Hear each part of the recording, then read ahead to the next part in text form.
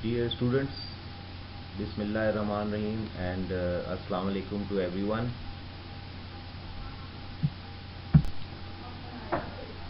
Today I'm going to talk on a very important area of dermatological diseases which we address as pilosebaceous unit, and we are going to discuss in detail few of the common and major disorders and problems regarding pilosebaceous unit. So before starting my talk, I'm Dr. Tahir Kamal, working as assistant professor in Department of Dermatology, Lahore General Hospital, Mainuddin Medical College, Lahore. To begin with the lecture and this talk, we just understand very briefly. Pilosebaceous unit stands for the disorder which are related to either hair or sebaceous glands or both. So this is just an introduction, and then we'll elaborate these disorders in coming part of the lecture and this talk.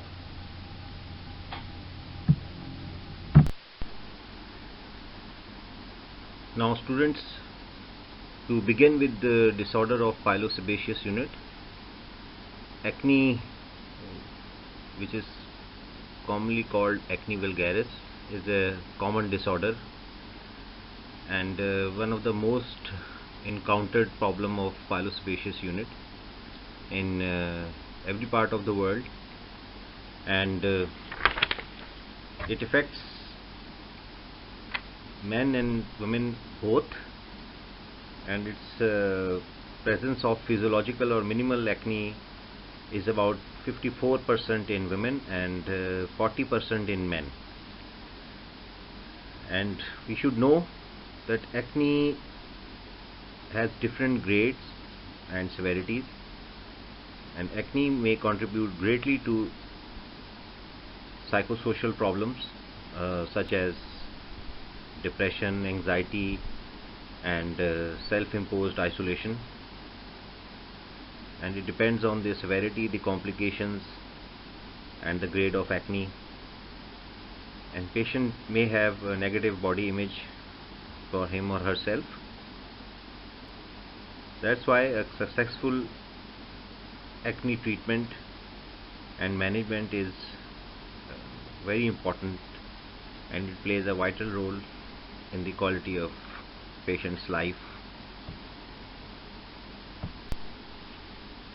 As I said, acne is the most commonly encountered condition in adolescents and young adults between age of 15 and 24. But the important thing to remember that it may also develop or reoccurs in third, fourth, and fifth decades. So the usual concept of acne occurring in teens is not strictly correct, and it can have presentation in the middle ages or in third, fourth, or fifth decades also, and that acne usually is more severe, especially in men.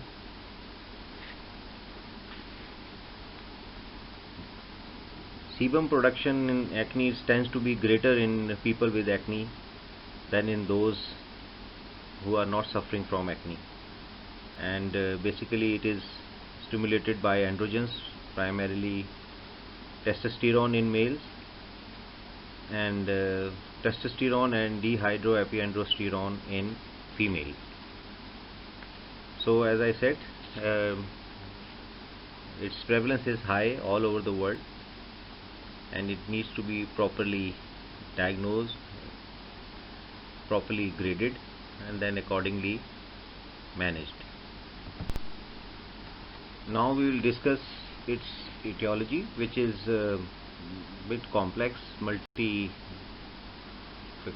problem. So if we broadly divide etiology into four categories, it is they are genetic basis, the hormonal factor, the bacterial component,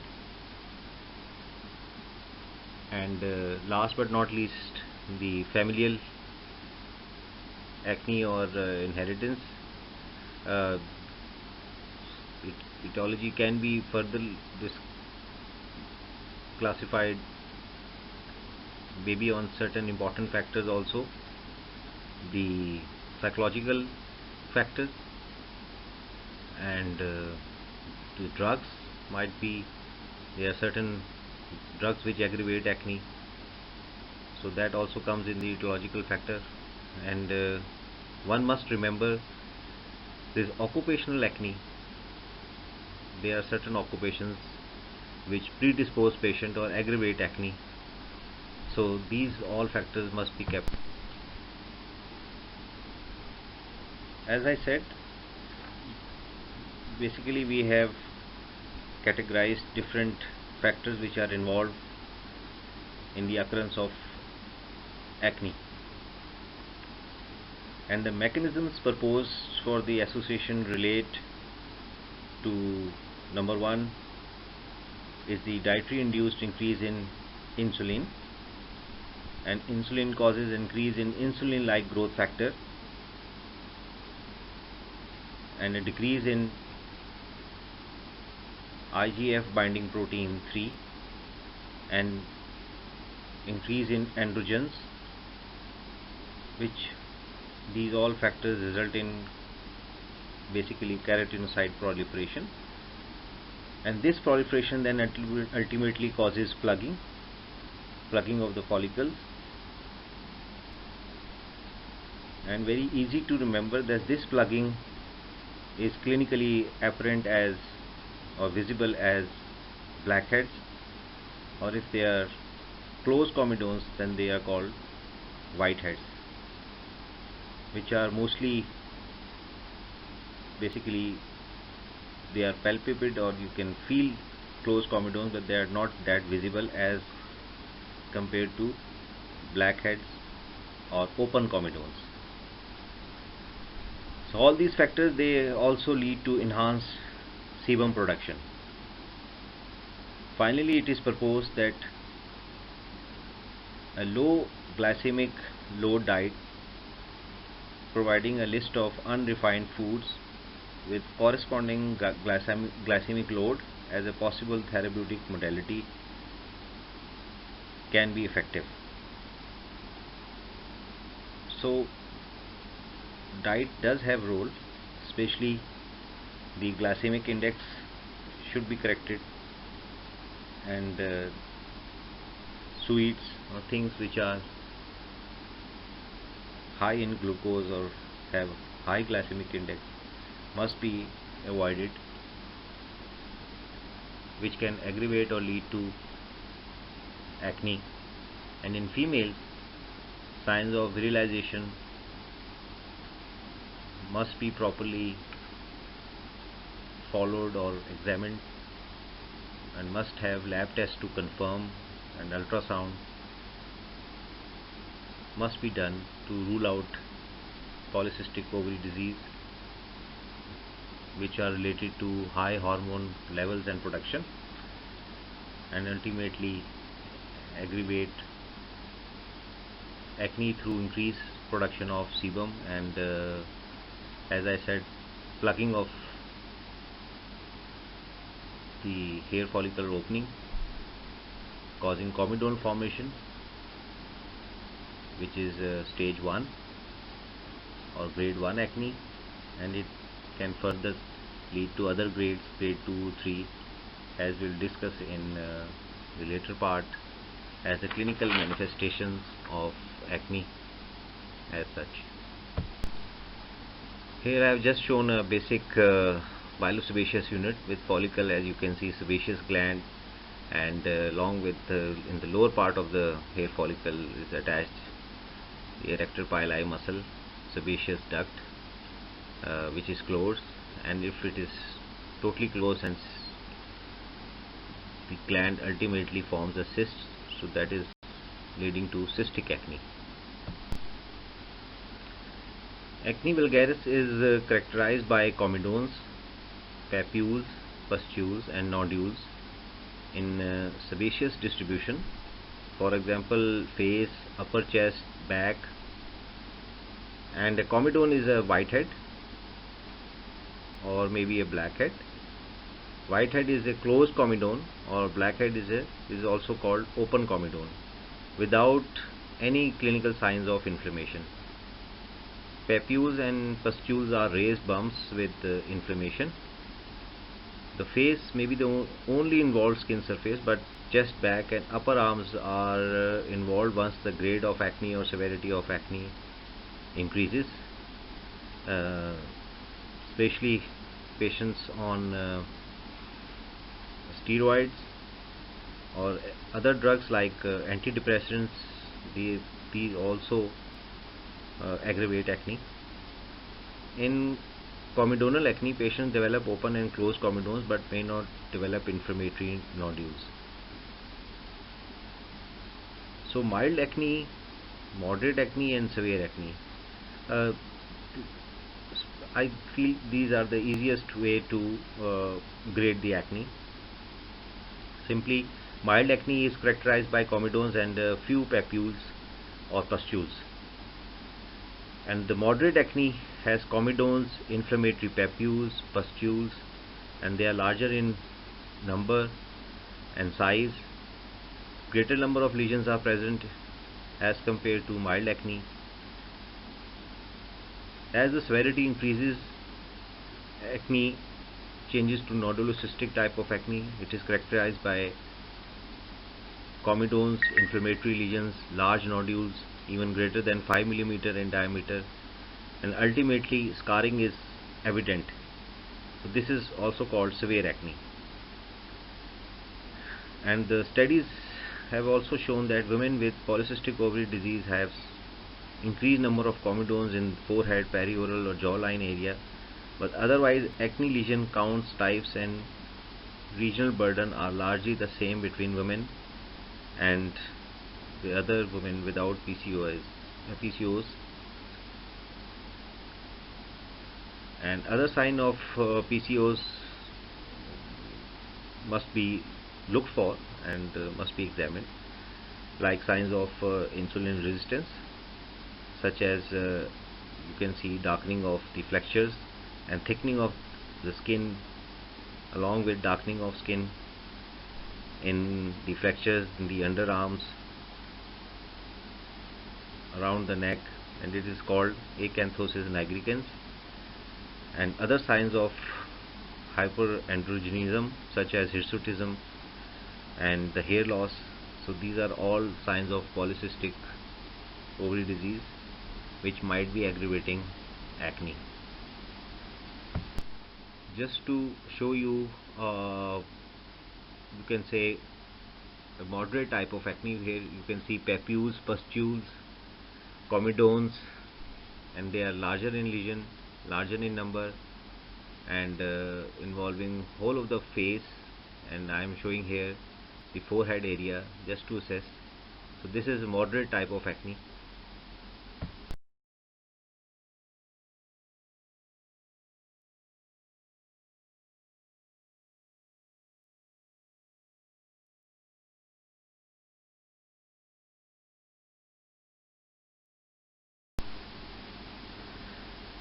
Diagnosis of acne is based on the history and proper physical examination. Lesions in the form of papules, pustules, they most commonly develop in areas with greatest concentration of sebaceous glands, and these areas include face, neck, chest, upper arms and back. Acne vulgaris may be also defined as a disorder of the skin whose initial pathology is the microscopic microcomedone. So microcomedone may evolve into visible open comedones, which are also called blackheads, or closed comedones as whiteheads. And subsequently, as I mentioned, inflammatory papules and pustules, even nodules, they develop. And acne on history must be looked for the triggering factor or the worsening factors which have aggravated acne, like mechanical obstruction, occupational exposures, medications, any signs of virilization in females, loss of scalp hair, increase of hair growth on face, mild obesity. These all factors must be looked in history and examination, and then we can plan for the lab test, including the hormone levels, serum testosterone, free testosterone level, prolactin, luteinizing hormone, and follicle stimulating hormone, and dehydroepiandrosterone sulfate levels. And also we should have ultrasound to look for polycystic ovary syndrome. Medications that trigger acne are anabolic steroids like danazol, testosterone, and obviously corticosteroids, anti-tuberculous drugs, especially isoniazid, then antidepressants, especially lithium, immune modulators like cyclosporin, azathioprine. They all aggravate acne. Even vitamin B12 in higher doses can aggravate acne. So coming on to the management, there must be certain goals which are based on the pathophysiology which we have already discussed, and these include some of the following important factors before we plan for treating acne. And these objectives are basically to reduce bacterial colonization, the plugging of the keratinocyte, to minimize the sebum production, basically to treat acne, to prevent acne scar formation. And if patients have already suffered from or having acne scars on face, then accordingly we should have a goal in mind to treat those acne scars also. And last but not least, very important factor, to look for the aggravating factor and to eliminate those factors which can aggravate or predispose patients to develop acne. If I keep treatment of acne very simple, one must have one thing in mind: just define acne according to its severity in a patient of acne, whether it is mild, moderate or severe. If it is mild, then we must rely only on proper cleansing, the diet factor and the topical applications. And if it's moderate to severe, then we can also consider, along with the topical management, some systemic therapy. So this is the basic treatment approach for acne patients.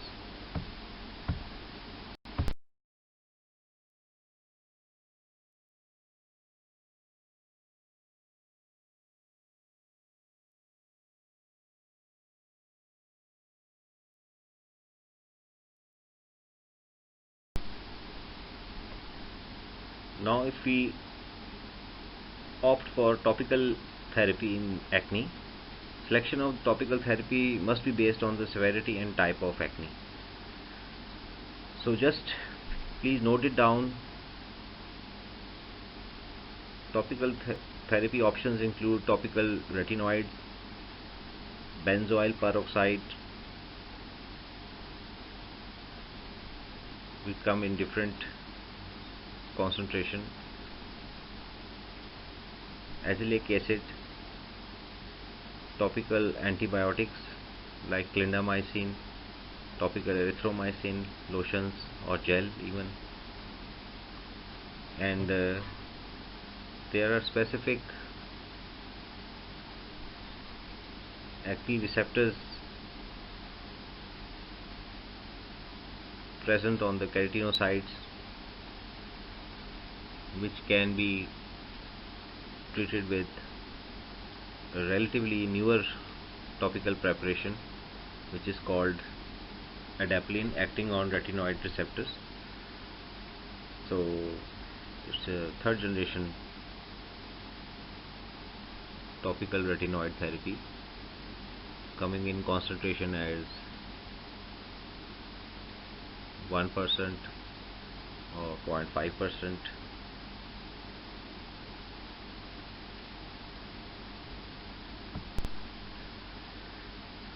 Now please, as I was discussing the topical retinoid therapy, adapalene is a relatively newer compound which acts on retinoid receptor on the keratinocytes. It comes in the form of gel, cream, and even solution, 0.1%, and especially it is effective applying at night for at least 3 to 6 months, and effective in comedonal acne. Then comes the tazarotene gel. These are the retinoid receptor acting products. It comes in gel with two concentration, 0.05% and 0.1%, and it is also available in cream with same concentration, 0.05% and 0.1%. Then the usual tretinoin cream, available in concentration of 0.025% or 0.1%, even in gels 0.01% and 0.025%. So just an important word about different preparation of topical retinoids. Along with the topical antibiotics like clindamycin or erythromycin, they are also effective, applying twice daily, especially in mild to moderate acne.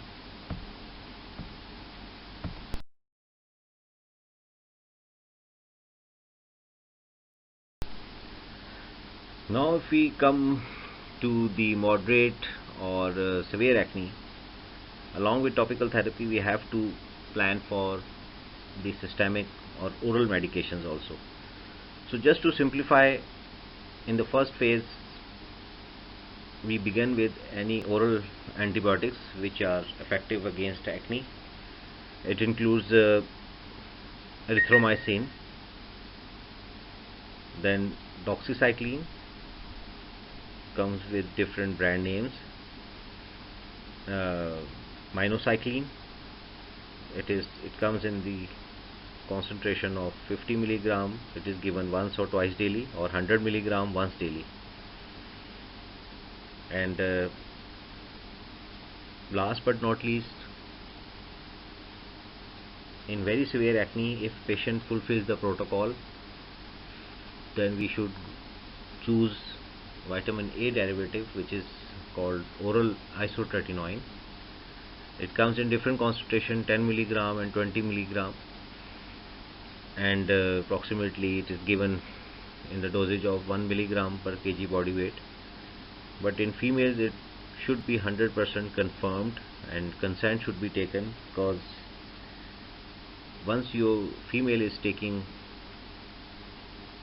these oral isotretinoins or vitamin derivative, they must not conceive while taking isotretinoin, and after stopping isotretinoin there must be a period of at least 1 month before they can or they are allowed to conceive, because isotretinoin, they cause teratogenicity of the fetus, and then abortion or enforced abortion is the only option left. So it should be carefully given, and dose should be gradually increased, and patient severity and grades of acne must be properly assessed before selecting the patient for oral retinoids or isotretinoin. So as I discussed in the earlier part of the lecture that hormones have a vital role in the pathophysiology of acne. So if patients, especially female patients with acne, have signs of virilization like decreased density of scalp hair or increased facial hair growth or disturbance in menstrual cycle or maybe obesity or other signs like acanthosis nigricans because of insulin resistance. So hormone therapy is an effective option beside topical or systemic antibiotics. It must be given in those patients, and it includes a combination of estrogen and progesterone therapy, or it can be in the form of spironolactone in low doses like 25 to 50 milligram daily, which has also got anti-androgen action. So these hormone therapy options must be considered in the patients who seem to fulfill the criteria for putting patients on hormone therapy.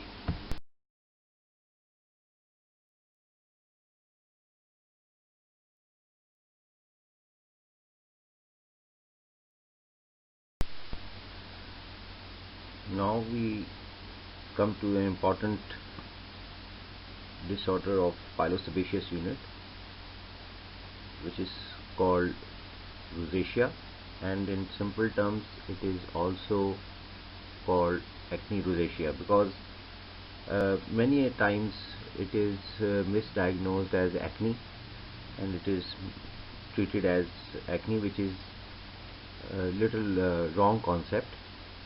So students, please do pay attention and try to understand this condition because management is different, the course of the disease is different.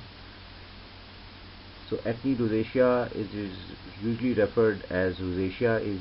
It's a chronic inflammatory disorder, and it is favoring mostly the central portion of the face with the erythema.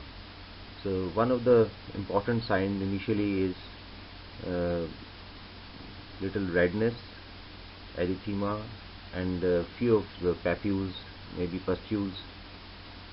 It mostly occurs in fair-skinned white people with blue eyes especially. It is not so common in our region, but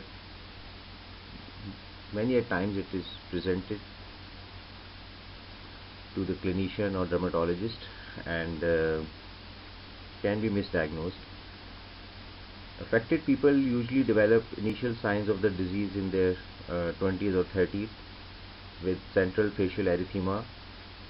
There is exaggerated flushing, telangiectasia, which is dilatation of small vessels, and intermittent erythematous follicular papules and pustules, and sometimes in few of the cases there is edema of the affected site. Really, patients may develop associated condition which is called rhinophyma. It is actually the bulbous nose enlargement, most commonly seen in men than in women, and basically it is caused by hyperplasia of the sebaceous glands in cases of chronic rosacea. So that is also an important sign. So keep rhinophyma in mind, which is the bulbous nose enlargement. Rosacea can also involve the eyes, so you must examine the eyes externally for few of the signs. Patient complaint of dryness or scratchy eyes, and less commonly changes like conjunctivitis, blepharitis, episcleritis, and recurrent glasion. They are also presented with this condition. So patient must be referred to an ophthalmologist, the eye specialist.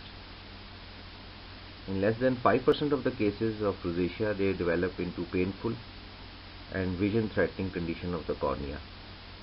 and that is called rosacea keratitis. So we must keep these complications in mind. In this slide you can see the central facial erythema with few of the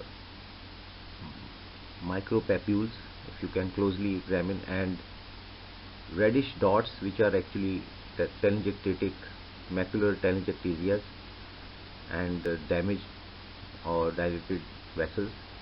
So one of the signs of acne rosacea. Topical therapies include metronidazole in gel form, in lotion or maybe creams, and also sulfur products which come by different names. So even lotion of sulfacetamide sodium can also be used, and in cases of associated acne or acne-like papules, we can also use topical clindamycin lotion. That can also be effective as a topical therapy.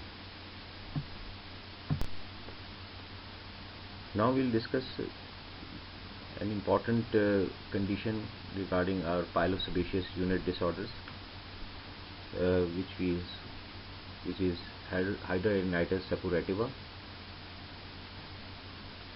It has got a lot of morbidity and affects the quality of life in a patient suffering from hidradenitis suppurativa.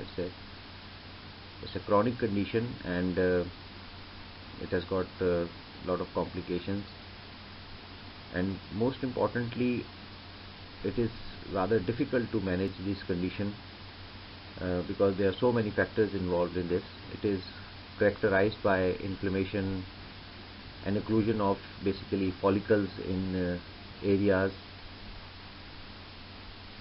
where there are apocrine glands. They are usually present, and ectopic apocrine glands are affected. The usual sites which are involved in hidradenitis suppurativa include the axillae, perineum, inguinal folds, the pubic region, and often the umbilicus, post-auricular area, scalp, and back. And these areas are studded with large comedones. Then you can see inflammatory papules, pustules, and later on even cysts. And also sinus tracts, they also form when cysts rupture, and patient often complain of draining serum, blood, or purulent material, which is quite a problematic condition for the patients. It's a great nuisance. Patients may also suffer with this condition side by side, suffering from the facial cystic acne, which is of high grade, and even sometimes the scarring scalp folliculitis. So few of the complications are also associated with hidradenitis, which may include secondary amyloidosis, anemia, even sacroiliitis, and of course psychological problems like depression.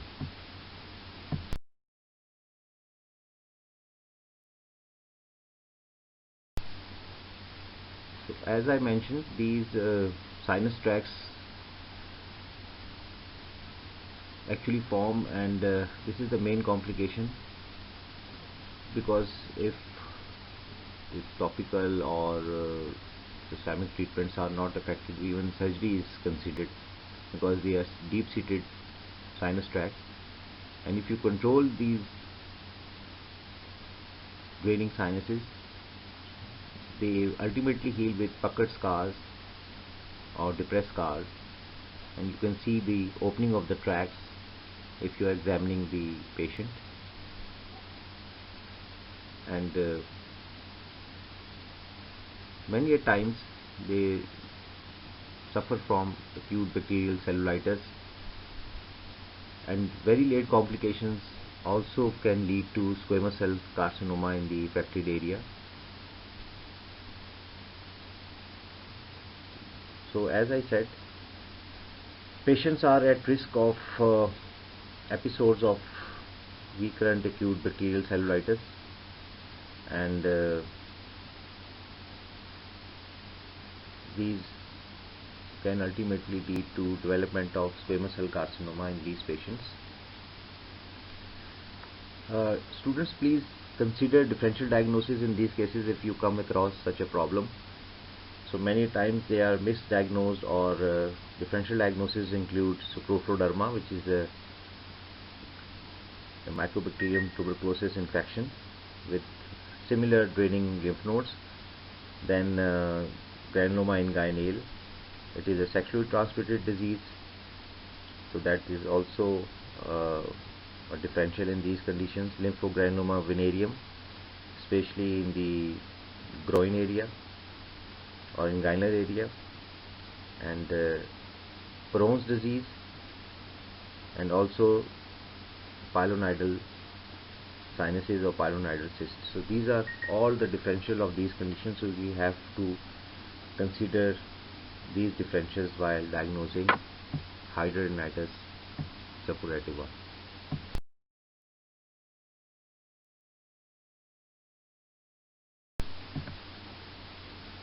The pathogenesis of hidradenitis suppurativa is not really well understood. Different theories, and it is still debated whether infection in these patients is a primary or a secondary event. Treatment usually consists of short courses of antibiotics for acute secondary infections, and specific antibiotic therapy should be based on the culture taken from the draining lesions. The chronic ongoing therapy may include oral tetracycline, as we mentioned earlier in treating rosacea, doxycycline 100 mg twice daily, but here it is given for longer period of time, and topical benzoyl peroxide can also be considered, topical clindamycin, and adjuvant oral contraceptive therapy can be considered. It is especially beneficial in women, and surgical therapy is one of the last options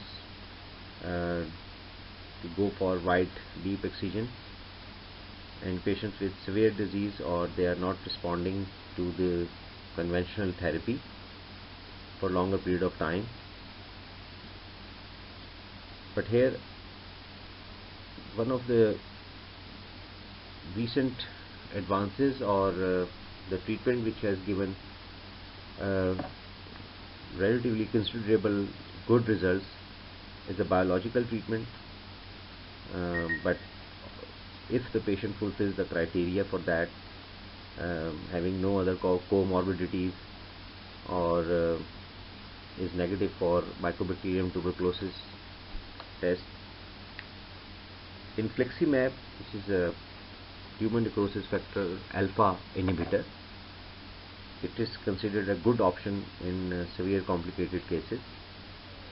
But as I said, we have to fulfill the protocol for giving this biological treatment, and selection of patient is important to avoid any chances of complication or infection if we are considering infliximab as a biological therapy for severe cases of hidradenitis suppurativa.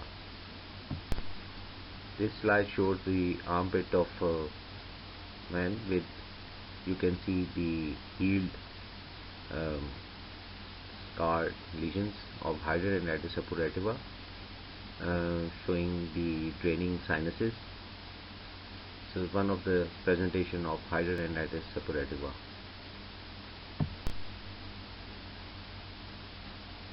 Miliaria, this condition is further divided into three clinical types according to their morphological picture or their etiology, and one of the type is miliaria profunda. These lesions are relatively more firm as compared to other types of miliaria, and they are not reddish, they are flesh colored, skin colored, and the papules, they follow the non-follicular pattern. They are not around the follicles, and they are mostly in size of 1 to 3 millimeter in diameter. Lesions are seen primarily on the trunk, but they can appear on the extremities also. And affected skin, it shows diminished or absent sweating, so that is an important sign you can keep in mind. In severe cases, miliaria profunda present with systemic symptoms. It can lead to heat exhaustion, hyperpyrexia, and even tachycardia may be observed. So these are the few important presentations of miliaria profunda. You should keep this condition in mind. And secondary infection can also develop in these lesions, especially impetigo.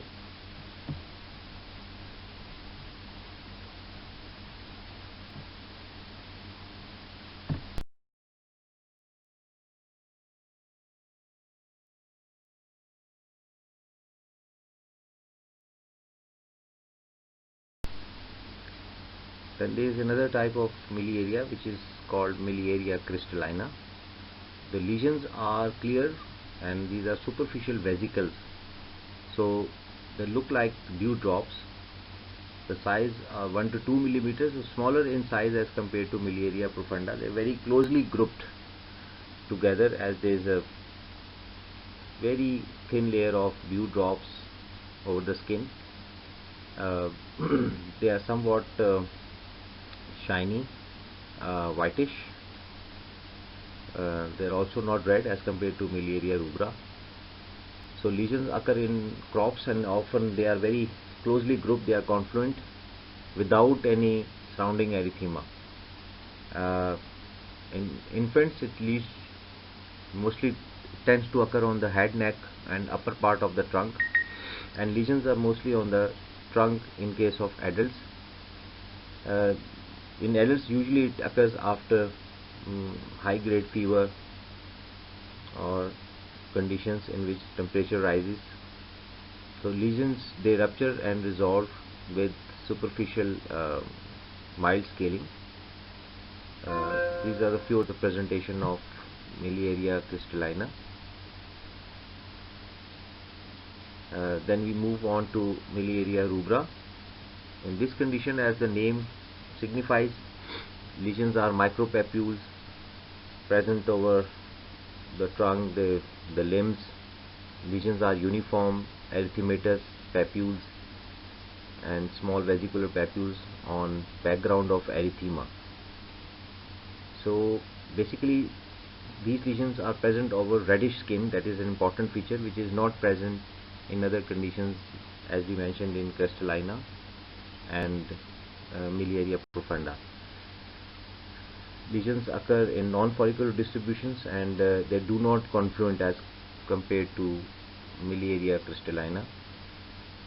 Lesions in infants, they are usually on neck and the groin area, and in adults usually cover skin and frictional areas, neck, scalp, upper part of the trunk, and flexures. In late stages, anhidrosis is also observed. Absence of swelling, absence of sweating, it is observed in the affected areas. Face is usually spared in cases of miliaria rubra. Here is a picture of miliaria crystallina. As we mentioned, it is about 1 to 2 millimeters confluent papules on the face. You can see on the neck, and they are closely grouped together.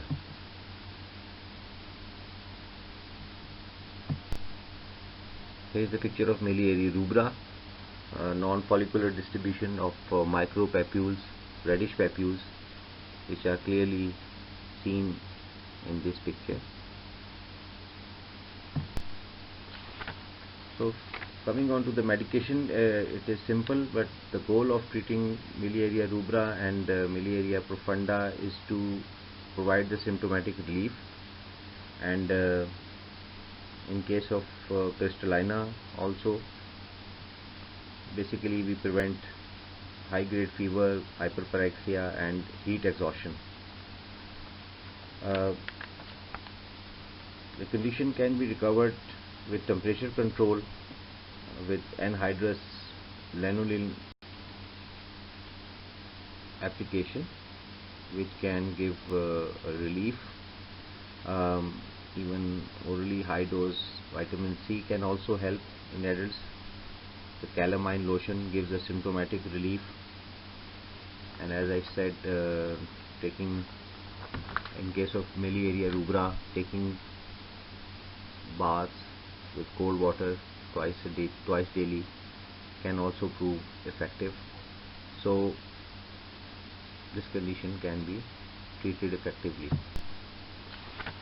So coming on to the medication, it is simple, but the goal of treating miliaria rubra and miliaria profunda is to provide the symptomatic relief, and in case of crystallina also, basically we prevent high grade fever, hyperpyrexia and heat exhaustion.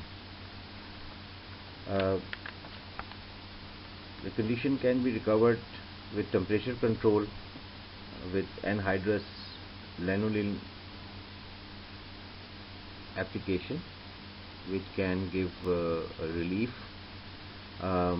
Even orally high dose vitamin C can also help in adults. The calamine lotion gives a symptomatic relief, and as I said, taking, in case of miliaria rubra, taking baths with cold water twice daily can also prove effective. So this condition can be treated effectively.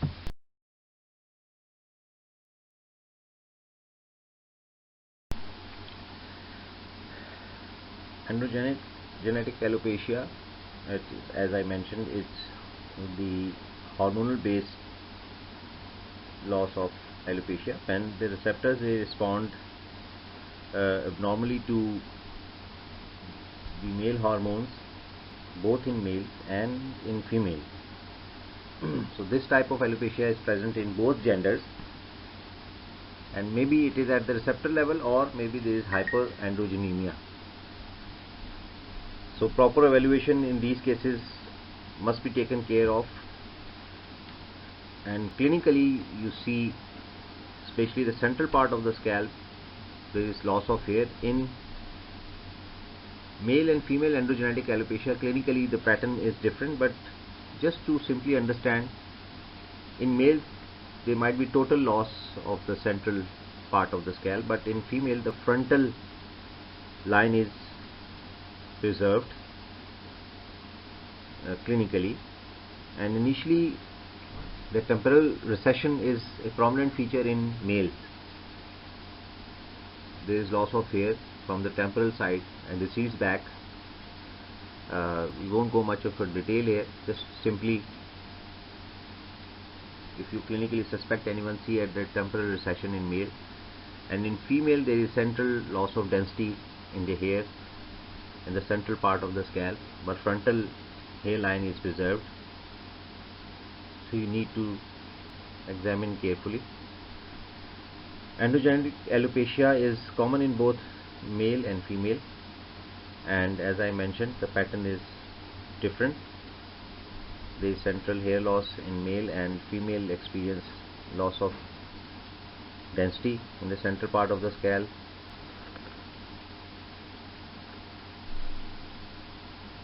In both genders, the onset of androgenetic alopecia may be even in early or late teens.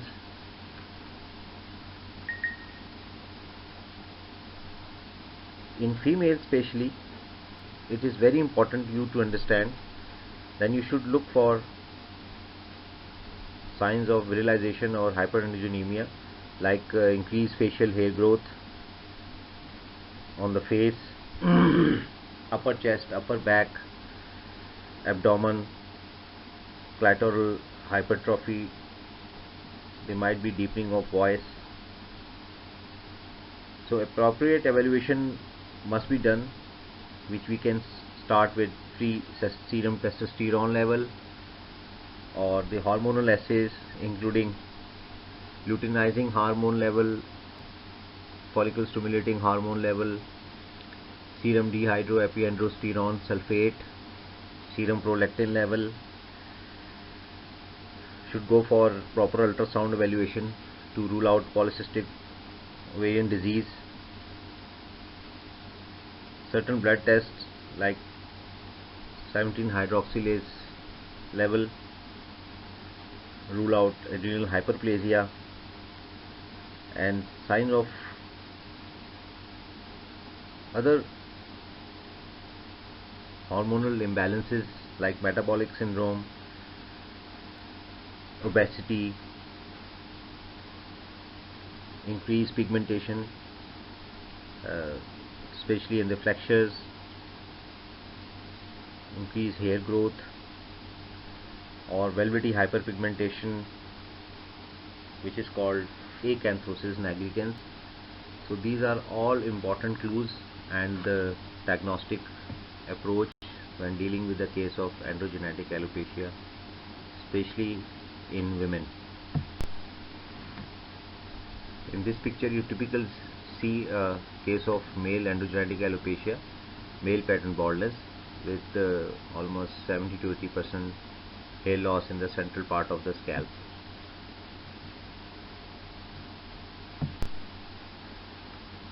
Next is telogen effluvium. As I said, telogen is the resting phase, usually lasts 2 to 3 months. It is a common disorder in which patients they experience shedding of telogen hairs, and the typical history which a patient gives is that it comes like in form of guchas or bundle of hair while taking shower, and the percentage of telogen or resting hairs may shift upwards to approach approximately 20% versus the normal 10% of the scalp hair, and this amount of hair loss is usually evident only to the patients who notes excessive hair coming out of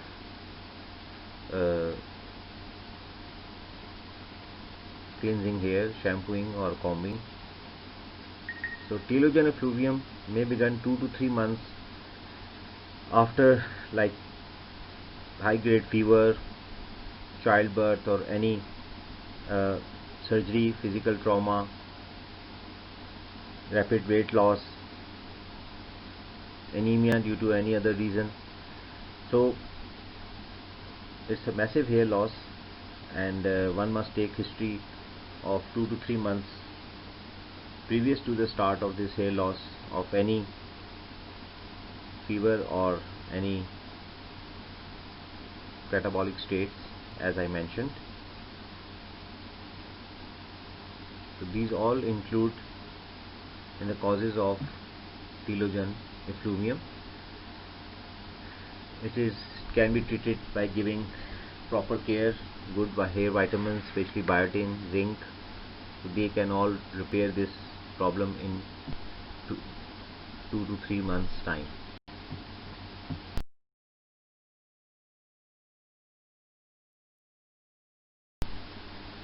Anagen effluvium is caused by chemotherapeutic agent, cancer drugs, and ionizing radiation, and the patient shedding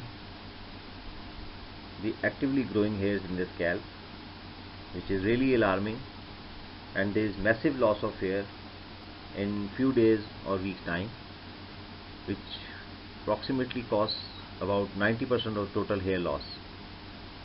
So in days or weeks, patient lost almost 90% of hair because of the above mentioned reasons. The hair loss is temporary, that is a good thing, but we have to just support it with good vitamins and avoidance of any trauma in the form of chemicals, strong shampoos, etc. These all help, and these are the causes of anagen effluvium. So here you can see the loss of hair in the central part of the scalp, but the hairs are present, as you can closely observe, and you need to be a good observant in this thing, that there are hairs in every portion of the hair, but the density is actually lost as compared to the late state of androgenetic alopecia. There is gradually a complete loss of hair, and you don't find a viable hair. The hairs are thin, and they don't seem to have a proper texture and proper length. Now another medical condition or dermatological condition where the hair loss initially is in the form of patches, which is a characteristic sign, and here the pathogenesis involves the formation of antibodies against the hair. So it is basically immunologically mediated form of hair loss, and the hair loss in the form of coin shaped areas of hair loss, which can later on progress as the disease becomes chronic or severe. So it can lead to massive areas of involvement, including the whole scalp, which is called alopecia totalis, with its total loss of hair on the scalp, and then involving the whole body with the hair loss, and that is termed alopecia universalis. So it is clearly believed that a certain genetic constitution or the genetic basis are involved, but the aggravating factor is to be considered importantly, and you must keep in mind that a person with this genetic predisposition and having physical or especially psychological stress or anxiety for a longer period of time can lead to alopecia areata. It is very important triggering factor in these cases. So most patients initially they just present with 1 or 2 patches of hair loss, and they might have spontaneous regrowth within like 3 to 4 months time, maybe 1 year,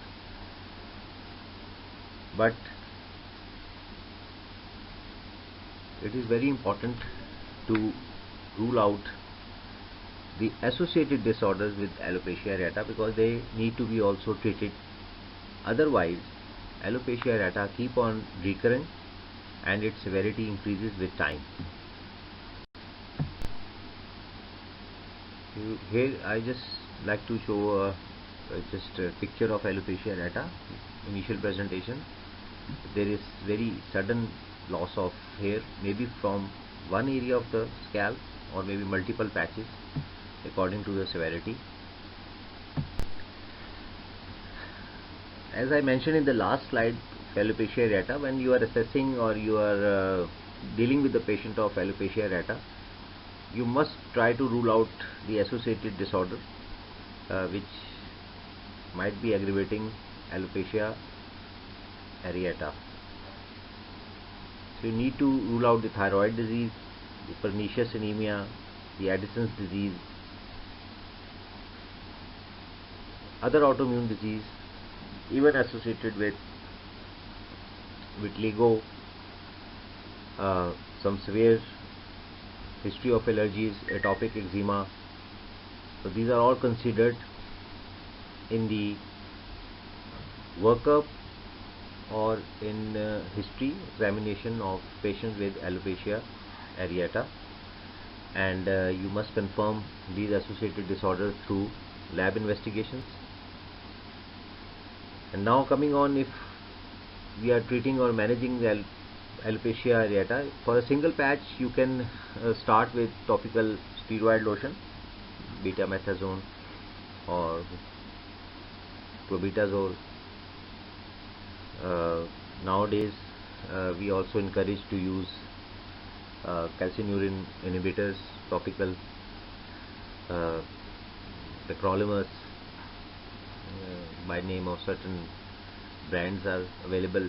So it is applied at night in concentration of 0.03% or 0.1%. So it's a good option for topical long-term applications in case of alopecia areata. Then we can also go for intralesional triamcinolone corticosteroid injection, especially triamcinolone at 6 weeks apart. That gives a good results. Or we can give triamcinolone or other form of steroids systemically to inhibit the antibody formation to have results. And even in severe cases, if patient fulfills the criteria and if it is considered safe for that patient, immune modulators like azathioprine or other immune modulators can be considered in severe cases, and for at least 6 months period of time in the treatment of alopecia areata.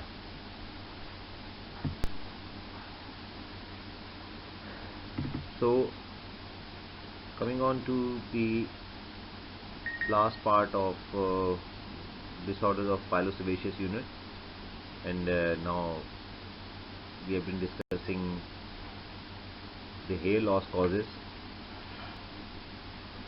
and we have already discussed non-scarring type of alopecia. So scarring alopecia is also a big domain which is challenging for dermatologists and the healthcare professional to deal with, because actually we need to diagnose it properly clinically and with other tests to rule out the cause of this scarring alopecia. And the basic goal of treatment of scarring alopecia is to prevent the further damage of hair loss through any cause of scarring alopecia and any disease which is causing this problem. So it is uncommon, and there might be focal scarring or diffuse scarring. It might be a very chronic problem. And the causes of scarring alopecia, these are independent of external factors, or mostly they are not related to any nutritional or any causes that cause anemia itself. These are mostly antibody induced damage or permanent damage of the hair follicles. The main causes which you should keep in mind dealing with the case of scarring alopecia: discoid lupus erythematosus, then the folliculitis decalvans, cicatricial type of pemphigoid, then the form of lichen planus which is called lichen planopilaris, and the wide domain of the problem which can lead to scarring alopecia is pseudopelade, which is also called idiopathic scarring alopecia. So again, to stress my point, scarring alopecia is irreversible problem, but as I said, our main goal should be the diagnosis of the problem which is causing us this scarring alopecia and to treat it properly to prevent further damage. Patients suspected of having scarring alopecia should be properly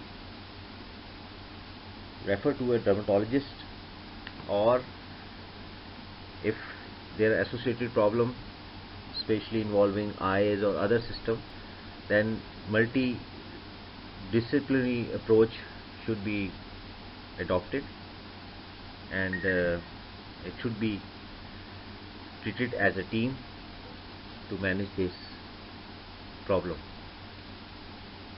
So these are irreversible hair follicle damage, and the scarred follicles, they are incapable of producing new hairs or new anagen hairs.